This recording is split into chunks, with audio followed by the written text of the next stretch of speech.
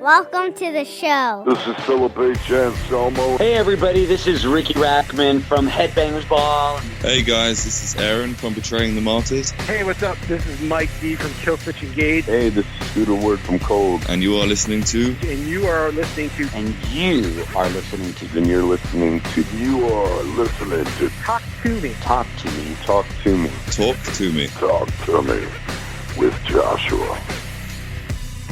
What is up, congregation? Welcome into Talk to Me episode 229.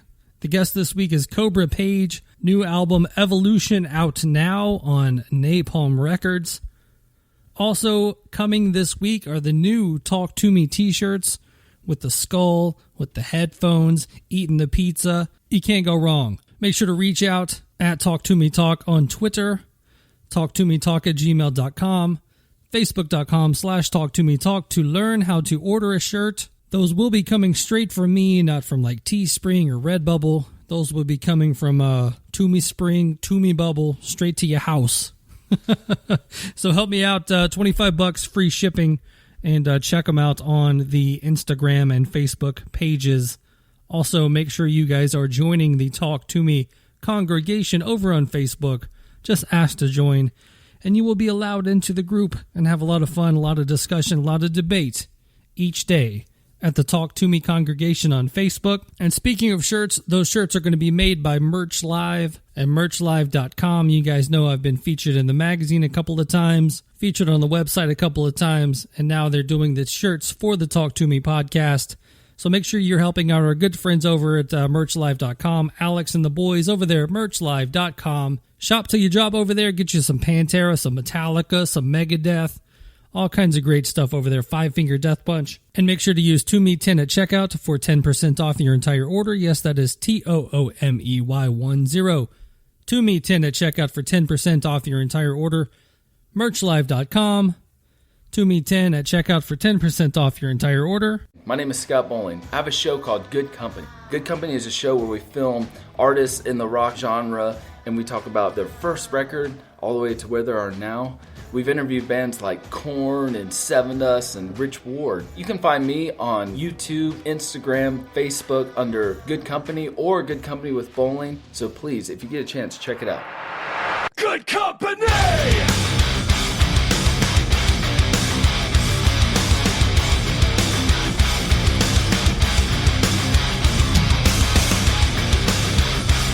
Huge thank you to Scott Bowling for continuing to help sponsor the show. Make sure you're checking out Good Company with Bowling, scottgoodcompany.com, or just search on YouTube, Good Company with Bowling, and check out his fantastic interviews, and let him know that the Talk to Me podcast sent you. I don't have any iTunes reviews this week, no Apple Podcast reviews, no Facebook reviews. Need you guys to do that. I'm about to just start hitting you up individually, going to your house, knocking on your door, grabbing your iPhones, typing in a nice Talk to Me podcast review over on Apple Podcasts. Takes 2 seconds. Go do it. Help the show out. Get everybody knowing about the Talk to Me podcast. I don't want to be just your little secrets anymore. Why don't we let everybody know about it? But I did get a great email. Friend of the show, Jake Cordova, writes, "What up, Josh? Wondering if you'll shout out to my tattoo parlor in Las Vegas. Next time you're in town, come get a free tattoo. Keep killing it, bro. Eternal Art Tattoo Parlor on Facebook and Instagram at Eternal Art Tattoo Las Vegas." So if you guys are in Las Vegas, you need some tattoo work done, go over to my boy Jake Cordova at Eternal Art Tattoo Las Vegas and let him know that the Talk to Me podcast sent you. I appreciate it, Jake. Next time we do make it out to Las Vegas, I wish you'd have offered this a few months ago when I was actually in Las Vegas, but we'll make it out there again. Don't worry. And now on to the interview at hand. We got Kobra Paige. What I thought was going to be a quick 20-minute interview turned out to be almost an hour-long interview, and we go deep in the last half of this one about the music industry. If you are in a band or you're just interested in the music business, you need to check out this interview because there's a lot of telling things in this one. Pretty deep conversation and probably one of my favorites I've had on here. So without any more of my ramblings, let's talk to Kobra Paige. Check out a track off the new album Evolution, and then I will talk to you momentarily.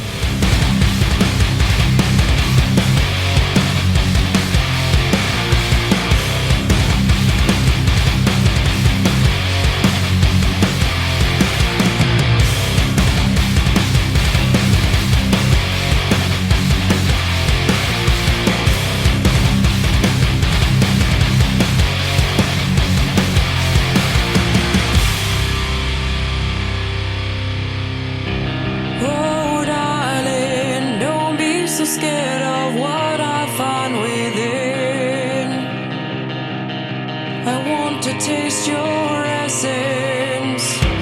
Oh, darling, every time you try to run away, it'll only bring me closer. There are pieces you don't like, hiding all the grace of being human I might find. Whoa, let me love you.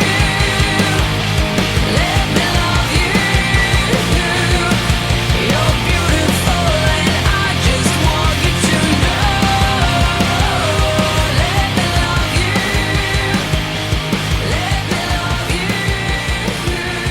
I believe in you. Do you believe in me?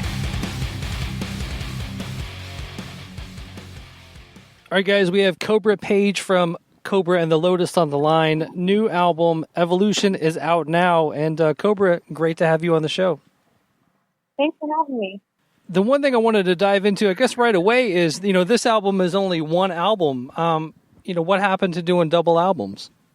That was a one-time thing. That was a huge project and a huge endeavor, and it's amazing that we pulled it off, I think, as well as we did, but it's not something that was, a habit that we were going to continue to take forward. Doing this album, recording the album, did it kind of feel like you're like, oh, we're already done, when you did this latest one? No, not at all, actually. It took a lot of work and a lot of writing, and we take what we put out very seriously to people, and we work until we have enough that we can stand beside and really feel it's great. And the album's been out now for a couple of weeks. How do you feel that the fans have taken on the new album, if they're enjoying it, things like that? I think that overall it's been received very positively and actually reached a few people that weren't believers before, even people of the past that heard our music and maybe weren't quite sold yet.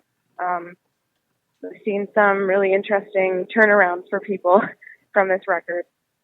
And, in general, it's quite a few people saying that they think this is a defining record for the band, and I actually tend to agree.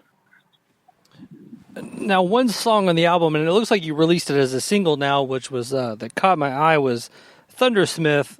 Which what is a Thundersmith to begin with? It's Brad, actually. It's his nickname. Oh, okay. Because he's a bass player. All right. And he ran the Thunderdome at, I've never been. It's that festival in the desert. You know what Coachella? I'm talking about? No, the edgy one. Oh, man. I've never gone, so... But he ran the Thunderdome there, and... It's like Burning Man? In the Thundersmith. Burning Man. There we go. There you go. Yeah. Nice. Yeah, it was funny because you listen to it and it's got a lot of catchy words, and you assume it's just going to be a couple of words. And I looked at the song title and I was like, well, that really doesn't have anything to do with the song. But what caught me about the song was it needs to be every championship team's song they play under the highlights of the season. The Stanley Cup winner is going to play it. The Super Bowl champs need to play it. It's got such an uplifting and powerful message. Thank you very much. Yeah, we're definitely hoping that it will find its way into some athletic hands, for those kind of things actually. But of course we can't control that. But yeah, it's totally to get your game face on and just prepare you, for whatever your day is looking like or your life is looking like, and really fuel your sense of who you are and that it's enough. Now Megadeth wrote Crush 'Em for hockey arenas. Was that song written for in that vein, or this would be great for it, or it just happened to turn out that way? No, we've never written anything with a goal like that before. We've just written music that, we've we are enjoying making in that moment. And of course, I have to put my personal message in it usually. And we just wanted it to be a really empowering song that was supposed to get you in game mode for your life, essentially. And that's what it turned into. So the game thing, it's just part of how it turned out, you know? But it all fits together in a strange way. Now, in this world of file sharing and everybody has a Pro Tool rigs at their house, do you guys still get in a room and write? Do you send files to each other? What do you think of this? What's the writing process for Kobra and the Lotus? Ever since Prevail 1 and 2, we've stuck to an organic writing process. So we did most of the records, 1 and 2, in the studio and relocated to Denmark, where we worked on it, day in and day out. And after that experience, I just loved it so much. I wanted it to be the exact same scenario for the next one. So we relocated to Orlando, Florida, and we wrote for 5 weeks before we thought that the album was ready to start being recorded.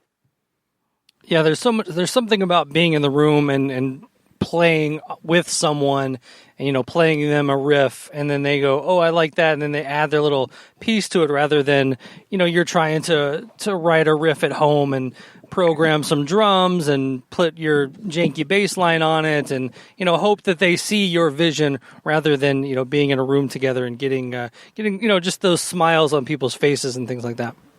Exactly. Yeah.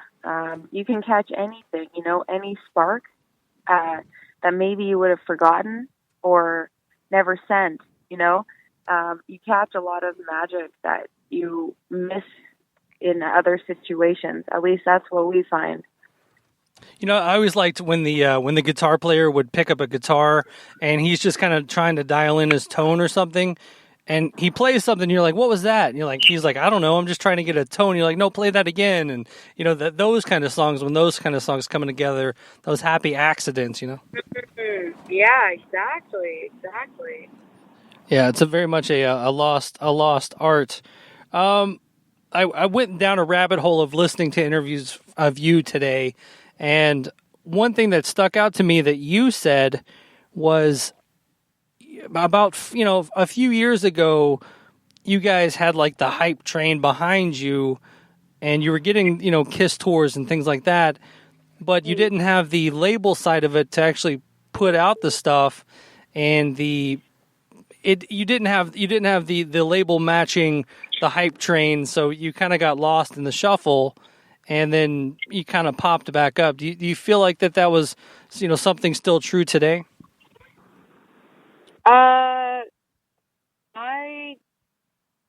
I don't know. All I know is I feel like it's been a really tough and grinding road that has felt like a river for most of the time that we've been in the band, that the band has existed.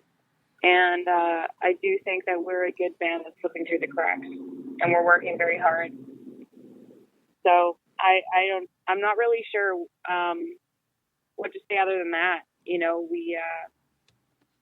We are having a tough time sustaining the project, and the climate for supporting music has really changed, even while, I've been alive, because I'm a millennial, I guess, technically. And I've seen a lot of changes, and I can't even adapt to the social media or digital ways of things. I think that it has really screwed it up for organic cultures, specifically metal and rock, where you're organically building fan bases. I just feel really bad for bands that are coming up now that are the young ones, even below us, because I have no idea how they're going to do it with the way things are now.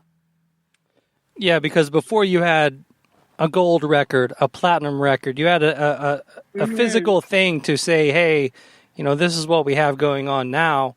But in today's world, you've got X amount of streams on Spotify, you've got YouTube views, you've got social media following. It's even something that I have to deal with a podcast is trying to get a bigger guest. You've got to show that I've got X amount of Twitter followers, and I've got X amount of this, and I've got X amount of that, to where they might get a better interview with this show, but it might go to a show that has, more followers. So I mean, you're kind of dealing with that too, and it's so many. It's like a whack-a-mole trying to get everything together, because as soon as you focus on Instagram, you've got Twitter that you're not focused on enough, and so you've got to basically have your hand in so many different piles. Yeah, it is. It's a weird thing, and I mean, not everyone is a social media person. Like I'm not really, and I struggle with the whole instant gratification thing, being such a big part of it. Like it's just a really freaky and confusing time, because of course, like a Photoshop to high heaven selfie will go way further than something that really matters.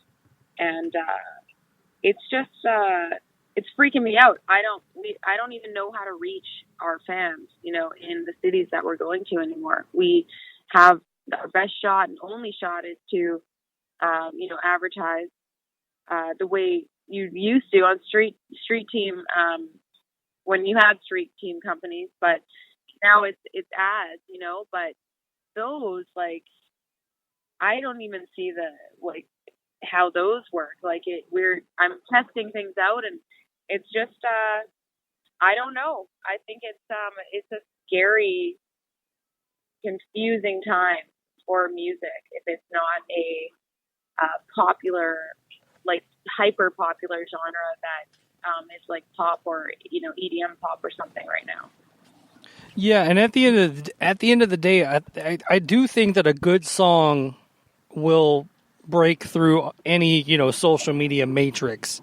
And you would hope so. I'm not convinced anymore, to be honest.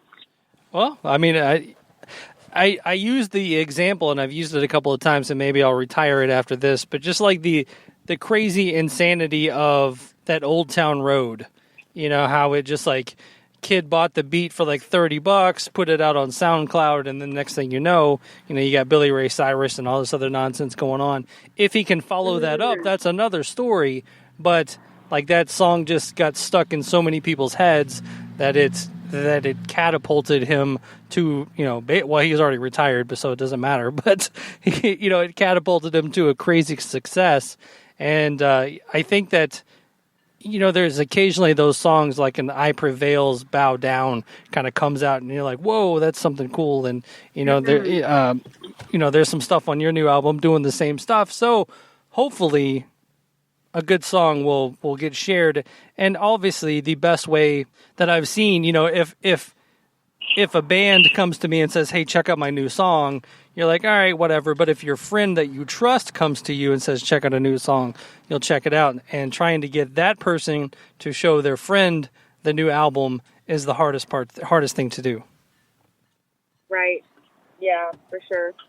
A couple of things I did have for you. And one thing that jumped out at me, being and I'm not going to say you're female fronted, but I wrote down Canadian lady-fronted bands. There's something about Canada that over the last, however many years, the female-fronted genre comes out, and, you've got Sumo Psycho, The Agonist, Kitty, even back to Alanis and Avril and Biff Naked. It seems like there's a culture of ladies that just want to rock up in Canada. What's up in the water in Canada? I feel like in general, it's just a really big time for women in rock and metal. There's just a lot of it that bubbles to the surface, and women that have been working hard for a while with their band, and it's a really cool time in that sense, because it's a strong movement right now, and people are really enjoying it. So there's nothing specific to Canada that we're missing here? I mean, Canada's full of a ton of talent. It's got some of the top artists in the world, multi-genre. So I just think that Canada has an interesting conglomerate of people that have moved from all different places, and it seems to breed some kind of magic in terms of the music, for sure, because we have so much space compared to the population, and we have a lot of amazing and gifted music of all genres that keeps coming out there. So Yeah, I do think Canada is special. I don't know how it got concentrated that way, but it does. It has a lot of stuff. It's a long list. Now, you've been a part of these like hottest chicks in metal lists, and Right. in the climate that we're in today, and I'm not a social justice warrior at all, but do you think it's time for those kind of lists to kind of be retired, or do you see those as kind of just a vehicle to get your band heard? It's an interesting question, actually, because I think, of course, people do find the music legitimately through those things in the past. You know, like Revolver's women. I don't know what it was called anymore, but it was something about hot women. Yeah. And being in rock, and I heard that they've shut that down, and you know, some women are very proud of being in these things, and it's part of their platform as well, you know, and I feel like I'm not one to judge or step on their toes or say, like, you should believe this or not believe this, and this is the right way, because it's really a personal choice, like how you want to publicly also represent yourself, and what the focus is going to be on, because you choose really ultimately what the focus is going to be on as much as possible. And for myself, I mean, it did expose us to some people that ended up helping us with shows down the road when I was in that magazine like a long time ago. So it's a double-edged sword. I'm not a really big fan of this kind of thing, and I wasn't like sad to see it go. I was kind of like, great, like let's focus on the music, you know. But at the same time, some people love them, and I just feel like it's not my place to judge that. I do think it was kind of funny when I tried to do the reverse on myself, and I was like, well, if there was like a 50 hottest dudes in podcasting and I made that list, I probably wouldn't be that mad. So, oh, that's hilarious. Right? Great. Yeah. So, going through some of the tours you did, obviously one of the biggest tours I heard you did, and I remember probably where I heard you guys the first time was the Kiss tour. And I did hear, once again on another interview, you talked about the Nashville show being one of the best shows of the tour. And I grew up in Nashville, and I always found Nashville crowds to be very stale. So it was kind of crazy to hear you talk about Nashville in such a high regard. Interesting.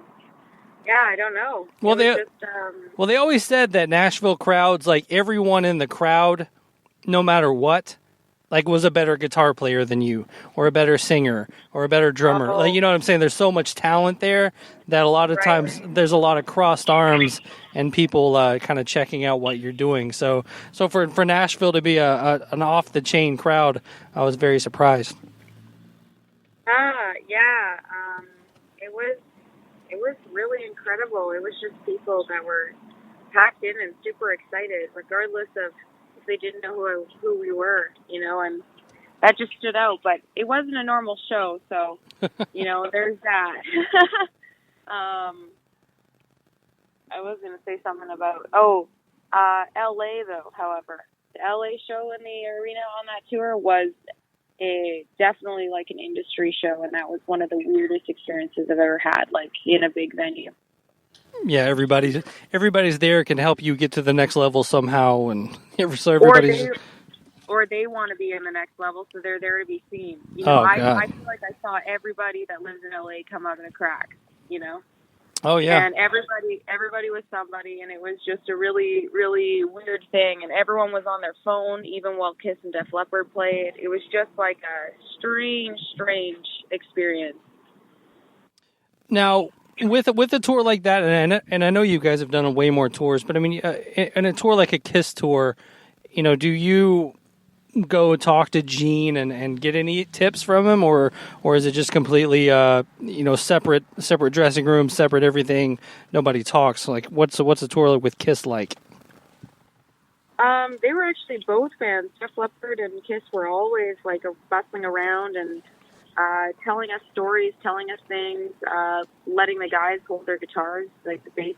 It was really amazing. Actually, they were really wonderful to us. And Def Leppard in particular, they were really social. They were always like hanging out and chatting and telling us also stories about like what it was like before their band broke, crazy things that people had done to them, while they were playing at a show, and people were just rebelling against their music. But then their music turned a corner, I think after Pyromania. Mm-hmm. So, yeah, it was really, really cool and humbling to receive those stories from them. Just volunteered from them, not even us asking. Now, one of your vocal idols is Sebastian Bach, who you're out on tour with. So how many dates into the tour did it take for that kind of maybe the fandom to kind of wane a little bit and see him as a normal person and someone you're out on tour with rather than the guy that was at the Moscow Music Peace Festival? Well, first I'd like to clarify that I've never had any idols. I don't think it's like healthy to idolize or put people on pedestals because I've always recognized everyone as human. Mm-hmm. It's been great. I mean, I'm not like a hair metal kid anymore.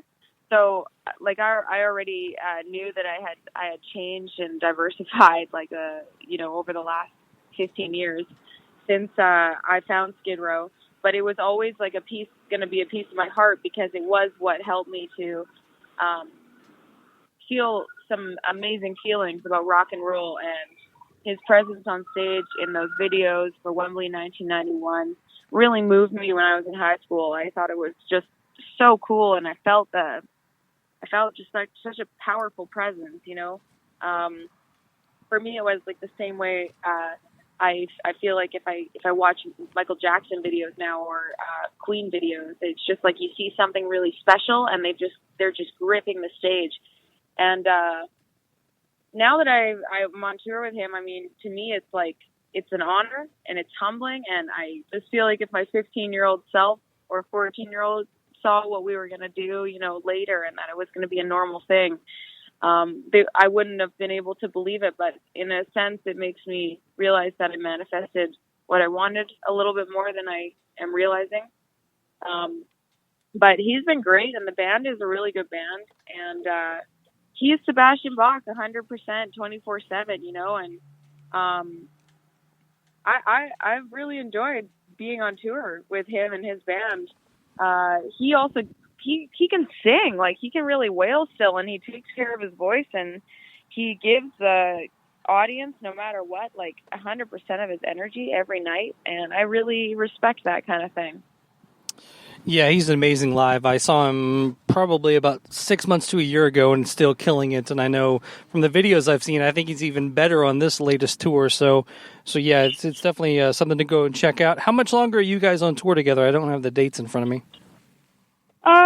We have actually quite a few dates left. We still have to storm Texas and Florida. So let's just take a look here. And we got California. So we have Ramona today, then we're doing the Whiskey 2 nights in a row. Those are sold out, and they were sold out before we even got added to the bill, which is kind of interesting. We have Tucson, Arizona, that's our own show. Roswell, New Mexico with him, and the rest is with him. Oklahoma City. We do 5 shows in Texas, so if anyone, in Texas wants to come out, there's still 4 that aren't sold out yet, and there are 3 shows in Florida, one of which is in Orlando, which will be cool because our producer is going to get to see the music live. And we have Lafayette, Louisiana, and Savannah, Georgia on Halloween, which is really awesome. Nice. When you get to Roswell, you can personally storm Area 51 by yourself. Is that where Area 51 is? Yeah, it's in Roswell. Yeah. Oh my God! No way! I'm gonna have to keep my eyes peeled for alien activity in the sky. Well, from what you can tell, I think the entire city's economy is based on selling alien knickknacks. So you'll get some good stuff there. Oh man, I just want to see something. Give me the light. Right, just storm Awesome, with the yeah. van. And then the a couple quick little things before we get off here. You did the Metal All Stars with James LaBrie, Zach Wilde, Dave Ellefson, so much more. Another, you know, you have this thing where you're touring and you're being around all of these just like classic dudes and you know so much wisdom to pass down. So I mean, you know, touring and playing with those guys. You know, what was it like being around those guys? It was wonderful. I mean, a lot of these guys I listened to when I was younger, and it was so cool just to be a part of the show with them and be a musician. I was part of the super group. I couldn't believe that I was added in there actually as the one woman. I had no idea. Like, I was like, why me? You know, but it was just such a pleasure, and it was really cool also to have James LaBrie on that second part of it because he was also Canadian, and that just made me proud. I was like, this is awesome. And same with Sebastian Bach. It's another like Canadian thing. It's like we're both Canadian from people. I think it's really cool.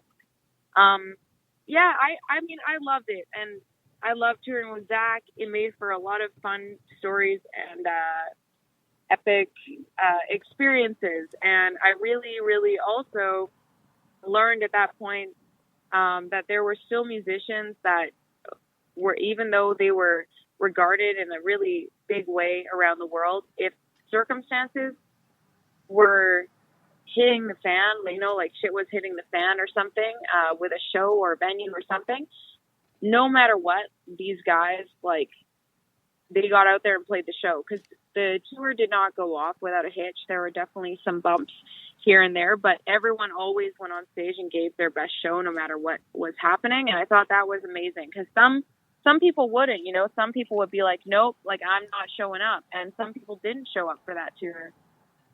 And it caused some like serious like rioting in the amphitheater because people didn't know that those people weren't coming. Yeah, that's the one thing. I've been doing this show for roughly 4 years, and you can tell the pros from the Joes. You know, the people that show up, give the great interview, give you the good answers or whatever. Like you can see why they're successful, and I think that's what you're saying there. Is you can see why those guys are successful at the end of the day because they will, you know, if they have to start lugging around gear and tuning their guitars themselves and not pull rock star nonsense. Yeah, absolutely. Yeah, it's a beautiful thing to see that. It's great, and then you can take all of those lessons back to Kobra and the Lotus, and be like, hey, Dave Ellefson did all this stuff. You can do this stuff too. So get your acting gear. You know.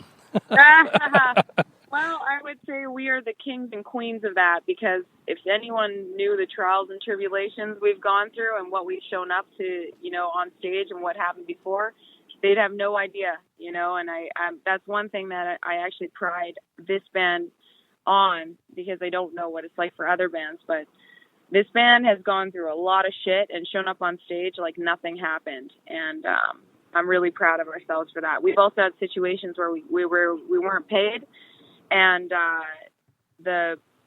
some like smaller festival is having issues or something, and it was like, well, you know, we've lost a ton of stuff to be here, but these people showed up, so we're still going out there, you know.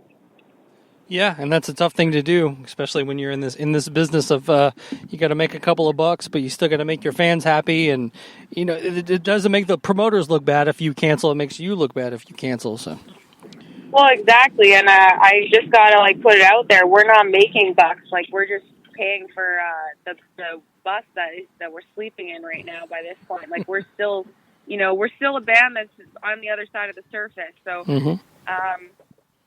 It's one thing that I don't like when I see trolls writing like, well, I guess they're selling out, you know, to make money. It's like, if they only knew, I would love to hand them my pile of debt that I have.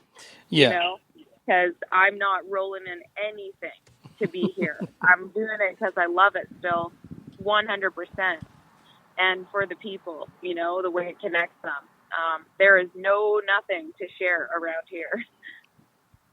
Yeah, you just hope to get to the venue and it's a it's a buyout rather than catering, and you can take your $5 and you can manage your $5 for the day rather than whatever Little Caesar's pizza they're trying to give you. You know all about it. That's hilarious. Yeah. Oh yeah, I did my fair share of those tours. Well, as we wrap up, I do want to congratulate you on your recent engagement. It's very cool that's taking place and out there. Thank you very much. Yeah, I'm really excited. Yeah, and so what's the future of Kobra and the Lotus? I know we just talked about the rest of the Sebastian Bach tour. Current album out now, Evolution. Make sure to check that out. However, you get your music legally. But what's the kind of the next year or so look? I actually have no idea for the first time ever. I have no clue what we're going to be up to. I really put everything I had into this record, and it kind of is one of those things where we're at a really tough point, in this band's life cycle. So there's no plans as of yet. I can't really accept anything if I know that I can't. I don't know. I don't know how to get into this without making it weird, but okay. Let's just say I put everything I had left into giving this album the last chance the best chance it had, and what it does and beyond that is out of my hands and in the universe. And I have no idea. I have no idea. As of yet, we can't go, on another tour. So we'll just see, if the universe wants it to happen, somehow it'll help me to make it happen. But we're going to just savor what we're doing right now and savor our new release and try and enjoy the present while it's happening. Very cryptic, but I'll take it. I would assume that some of that was, you can't take a tour unless you're at least breaking even, if not making a couple bucks. You can't go home broke anymore. That's what we're saying. Well, let's just say this. I have never broken even, and I've never given myself one penny. And I've let go of the idea of even giving myself anything out of this, but I do need to survive, and I am entering a marriage and I want a family, and I can't continue to, bring home I carry a lot of debt all the time. And I'm 31, and it's very crushing by this point, and I can't continue down the path I've been down because I keep taking risks, and it becomes like gambling eventually. And I'm just proud of what we've done so far and what we've gone for. But yeah, exactly. I can't, if it's really do anything that's going to put me in a worse position than I've already put myself in. So, and I've made my choices. I'm really happy that I pushed for this project and that we've gone for this project, but I literally have no answers as to what the future of the project is anymore, because I have not been able to push this band onto the other side. Wow. And the other side being sustainable and breaking even. That's all we need, is just sustainable and breaking even, because we can all work when we're home, but there's a certain amount of time where you got to say hey, you're going to be in debt for the rest of your life if you do this, and you can't do this anymore. That's one thing we've talked about on the show a lot is a lot of times you'll go see a tour and the guitar tech is making more than the guitarist, or the bus driver is making more than the singer. There's a very warped sensibility in the music industry of what's going on out there. Yeah, and I do understand to a degree how everything's happening. For instance, I chose to do this project, so it's my responsibility to take care of the crew and everything, everything else, because I wanted it. I became the sole driving mother force, and it's if you want it to happen, you have to make it happen, and no one else will. And not a lot of people also want to take the extent of risk that it takes, you know, like, so a lot of people back out of that and you're just left alone. And I accepted that like a long time ago. So I know the bet I've made, but yeah, at a certain point it becomes like very, very stressful, and also it like hurts a little bit inside to give everything away all the time and not take anything back, to even not just give it's not to give myself, it's just to pay back what I've like loaned out, you know, to do these opportunities. And I never can catch up, and I hate that. It's something I've never spoken about, you know, so much, but it's becoming like really, really serious thing in my life now, because I'm not a kid anymore. And, you know, I mean, I moved back home. I'm just going to tell everyone that I moved back home. I live at home, and I am like 31, and I hate it because I don't feel independent, but this is like, these are necessary things I've had to do for what I've wanted to do for the band. And, it's all choices, but, yeah, I don't know. It's feeling a little. It's very I'm feeling funny. A little heavy. Yeah, it's very funny that in this world that we've chosen to live in the music industry, that you feel guilty for wanting to make some money. You know, it's so bizarre that it is.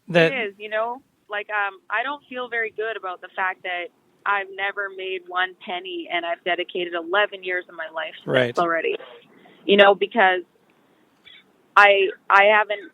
That's like nothing for basics. It's not enough to eat. That's not enough to anything. You know, so it's not about greed. It's actually about how everyone needs like a certain amount of like basic needs. You know, and I've poured all my efforts and work into this baby. But it is art, and it's the sacrifice and risk that you take, and I don't regret it, but I definitely am in a weird place of needing to reevaluate how to manage my life moving forward, because I can't support myself, so how can I support a family? I can't, you know, like it's just looking like, I'm sad about it, because I just, but you know, like it's a different time, like we were talking about. I mean, we're playing to sold out places with Sebastian Bach on this tour because of the Skid Row 30. Yeah. And there are like 1,200 people in these venues, and we have great shows, and we are paid with very kind words. And then we'll sell 7 records, and everyone will want a selfie with me and just keep walking out the door. And I'm just like, this is exactly why we're dying. Yeah, and I was kind of wondering that earlier, kind of checking out. Obviously, you get to do all these great tours with bands like, you know, Kiss and Sebastian Bach, and doing the Metal All Stars and things like that. But those fans are out to celebrate something that happened 30 years ago, and you know, with Sebastian Bach. And I don't know how much they're there to find their new favorite band. I think absolutely. No, it's true. But then again, we have to be very grateful for what tour opportunities come our way. You know what I mean? Because that's also not being handed out. We're in a weird time where new bands have to buy on to bills if they want to play. And we were very fortunate to just miss that period of time when that started really coming on strong. So we've never actually bought onto a bill, which feels really, you know, great. But we still, like, we don't know. I mean, we were confirmed for Sebastian Bach after so many of these shows were sold out, because that's how late it like was confirmed for us. We never know what's going to come down the pipeline. And when it comes down, we have to weigh, you know, if we think it's going to be helpful for the risk we're taking or not. And with Sebastian Bach, it was really the best opportunity that came. And it's a great opportunity. I do think that people here are really hungry still for rock. So I think that it's worked out well. And if, you know, it was one of those things where I decided, like, yes, let's do this, you know, and we need to launch our album during a tour. That's usually a standard. So I was just grateful it came my way, because it was looking like we weren't going to tour this year. And I do say that the new album it is good. It's, you know what I'm saying? It has like potential to, like I said, if a you know, that's got the big Thundersmith song that could, you know, take on a life of its own. It's got some songs on there that, you know, the first few times I heard them, super catchy. So you're not in an uphill battle as much as I think you might think you are. I think this is actually a really great album. And if it, you know, it's just one of those, if it gets in the right hands, you know, gets to the right people and, you know, all of that stuff. So I think you've got a great product here, and hopefully, you know, that this isn't the beginning of the end for the band. Yeah, I hope so too. Like I said, I just hope it doesn't slip through the cracks. Yeah. You know, because that's what I feel is like what's going on right now. Well, hopefully, you know, that's the bad thing about, you know, radio and even satellite radio and things like that. I mean, how much of that, if your songs get on certain stations, you know, how much does that move the needle these days as much as it might have, you know, 10, 15, 20 years ago? Yeah, I think it still does make an impact, but what's happening right now is a lot of bands from the past are resurfacing, which is really you know, storming the radio, like Green Day, for instance. You know, there's a lot of, like, resurfacing of that era of bands.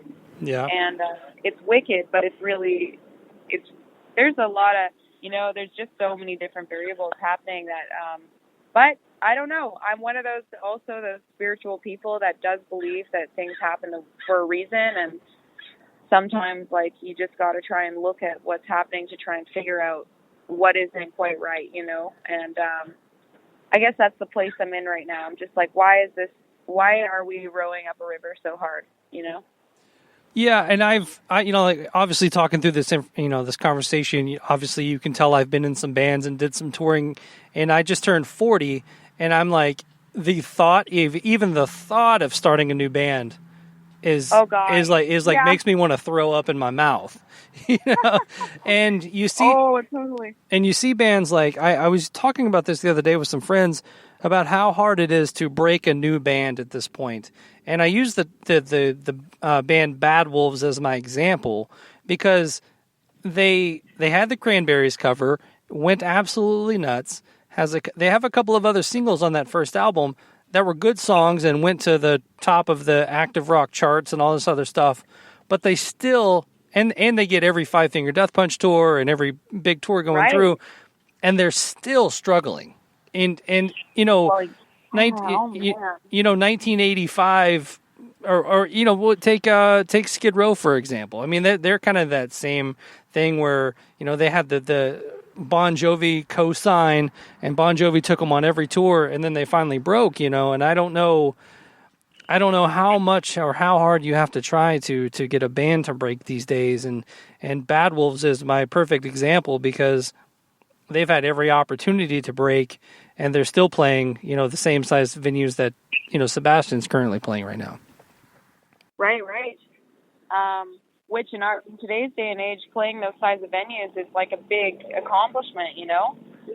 But yeah, I know what you're saying, because actually I had this moment. Well, there's two moments. My drummer the other day, he, you know, before we left on tour, he was like, I was asking the guys, I was like, you know, like, if you guys can help me out in any ways, that would be fantastic. And this is the situation. This is like the risk that I'm taking on this tour, and it's really huge. And I really, really like it to happen. And they all were on board with it, which was really awesome. And he's just like, God, you know, I've thought about starting another band, but he's like, after seeing just like what is actually needed for the like basic level, he's like, there's no fucking way. And, you know, but I don't want that to deter people from trying. But yeah, and the Bad Wolf thing, we just were staying at the Hard Rock Hotel in Vegas, and that tour is being advertised, you know, behind the reception with Five Finger and someone else, and I think 3 Days Grace, Bad Wolves, and someone else. And I looked at Brad, and we were getting our room keys, and I looked at him, and I was like, holy crap. We got in this conversation with the receptionist, because we're like four people on that bill, you know, like that's how much it's like taking right now for that. And Five Finger exploded, you know, at one point. So did 3 Days Grace. So we were just like, wow, like it is a really like hard climate. Yeah, you know, but the hunger is still there for that genre, like for people, but it's not like in the same way or amount, you know. It's just wild. And I think another crazy part about this business at this moment is your new album just came out September 20th, and I'm sure you're going to do interviews soon of people already asking you when you're going to write the next album. Because everybody's just like, bam, bam, bam, we need new songs now, you know. Yeah, I know, and I think we've been doing a pretty epic job of putting music out every year for the last 3 years, and even like in the span of while the band's been around. I mean, we have 6 records out now, and we're definitely, you know, we're gonna now after Evolution has been written and released. I think it's time to take a little bit of breather before the next record because we have put out a lot of music very quickly, and Evolution was one of those ones where it integrated the rock and the metal in a really consistent way, and that was one of its biggest purposes, was just to integrate all our sounds into one in a really well done way, and I think we accomplished that on this record, and now it's time to just breathe and let us just be with the music that we've made, you know, out there for a while. Yeah, This conversation went super heavy, and I was not expecting to have this conversation today. But man, that was you know what's funny is you go to these shows now, and like I said, even venues bigger than the Sebastian Bach tour and some of these tours, you know, you're getting tribute bands and cover bands that are doing just insane business. But so I think if I was to do any kind of band these days, I would just be like a tribute to Tool and just get it over with.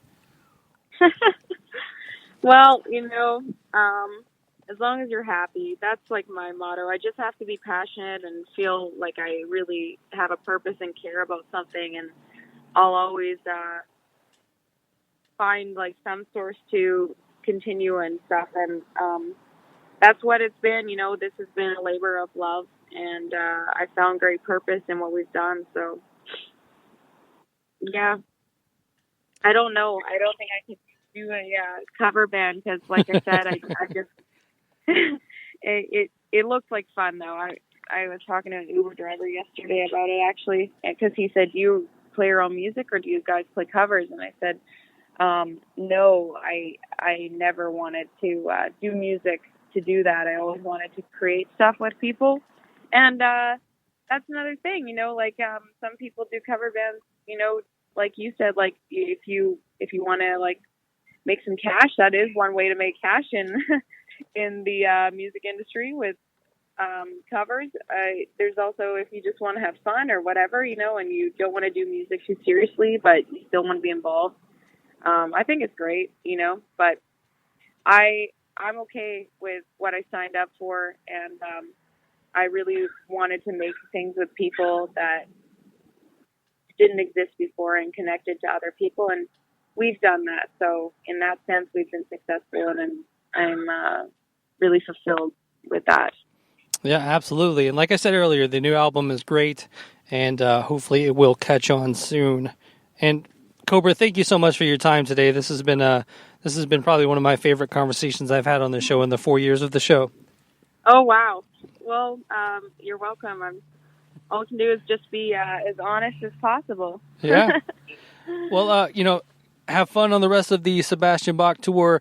Let's pick a song off of Evolution that you want to close up with, and maybe give a quick story behind it. Sure. Why don't we pick Thundersmith, just because you've spoken about it, you know, a few times, and I absolutely love playing this song live with the guys. Also, it's like my strength song for being in the industry. I put all my feelings of what it's been like for me to come up in this industry, and just to really grow up also from like a young lady to a woman, and grow into being comfortable with myself and standing for what I stand for and who I choose to be. And I think it's got a good message for everybody, you know, to be proud of what you're made of, and you can go out and you can be better for yourself and everybody when you have that mentality. So let's go with that.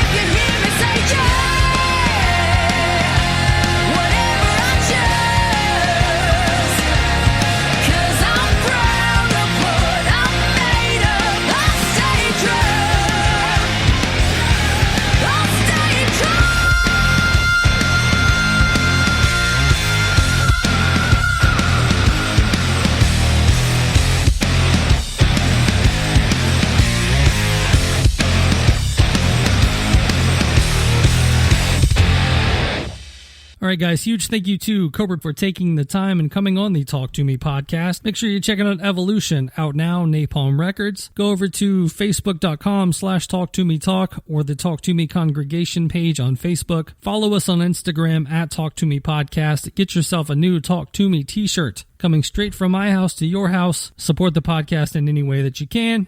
Leave a nice 5-star rating, nice 5-star review on Apple Podcasts. Again, shout out to Scott Bowling with Good Company with Bowling. Check it out. Let him know that the Talk To Me podcast sent you. And then also head up our boys merchlive.com. Get shirts from Slayer, Anthrax, Megadeth, and Metallica. Yes, the big four. Over at merchlive.com. To Me 10 at checkout for 10% off your entire order. Yes, that is To Me 10 at checkout for 10% off your entire order. TOOMEY10 for 10% off your entire order over at merchlive.com. Again, thank you guys for listening each and every week. If you see this pop up in your Facebook feed, your Twitter feed, your Instagram, make sure to hit that share button, retweet, whatever you can do to spread the word for the Talk To Me podcast. Tell a buddy, bring a friend. And until next Thursday, for the Talk To Me podcast, I am Joshua Toomey, and I will talk to you guys soon.